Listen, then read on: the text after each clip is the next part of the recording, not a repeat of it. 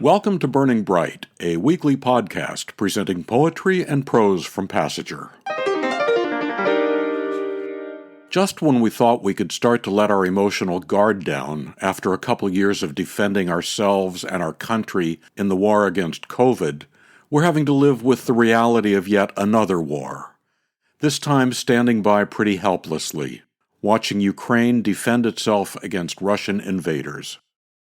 For many of us, it brings back memories of our own experiences with war, or of our older relatives' experiences in World War II or Korea. On this episode of Burning Bright, 3 pieces about war. Patrick Hansel said that when his father was an anti-aircraft gunner in World War II, there wasn't a lot of fancy equipment for sighting the target. He said he imagined this scene in December 1944, when the German army was retreating, but more desperate in counterattack. A silence. It was luck mostly, wasn't it?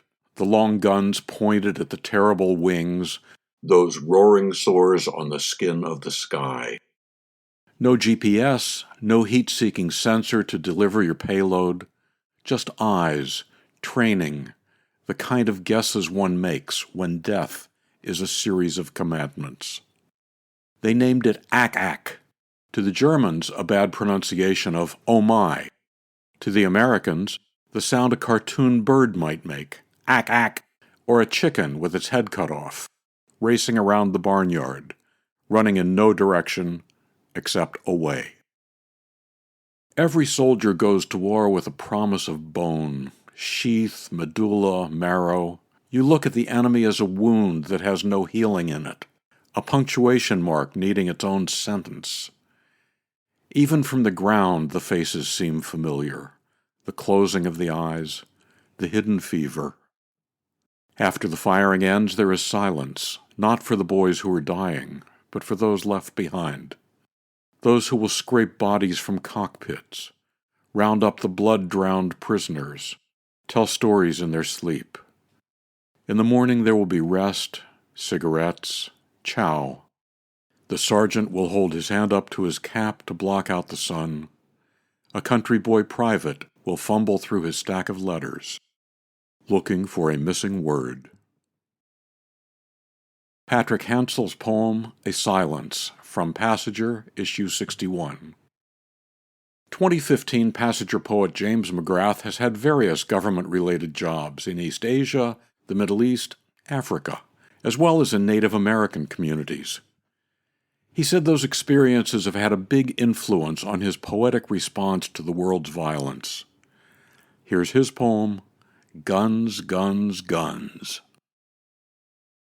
They broke down our door, they never knocked. They yelled words we never heard before, they never knocked. They wore metal helmets and carried guns, they never knocked. They rushed into the room, they broke our jar of drinking water, they tore open our cushions and pillows. They screamed, guns, guns, guns, they never knocked. They tore the curtains to the room where our children were crying, they never knocked. They tore blankets from our children's beds. They screamed, guns, guns, guns. They tore clothes from my husband, made him naked. They screamed, guns, guns, guns. They tore up our rugs. They pulled our grandmother's picture from the wall. They screamed, guns, guns, guns. They never left. They never left. They never left. James McGrath's poem, Guns, Guns, Guns, from Passager, issue 59. Kaz Sussman said he's a carpenter, quote, living in a home I built from abandoned poems. He said he wrote this next poem in response to the horrific shootings across the country that have taken our children, and that continue to do so. The Calligraphy of Ballistics. The calligraphy of ballistics illuminates the cursive informality of death, illuminates the path that follows the spark of this stylus that can leap from an unstable hand. The long silence of impact balances on its leaden tongue the hearts of mothers who have twice carried their children, who whisper now to their shadows, to the turned earth below the stones, inscribed and newly planted. The Calligraphy of Ballistics, Kaz Sussman, from Passager, issue 58. We at Passenger, along with so many Americans, hope that Russia's invasion of Ukraine will end soon. And we also know that the damage already inflicted will take generations to get past. To subscribe to or learn more about Passenger and its commitment to writers over 50, go to passengerbooks.com.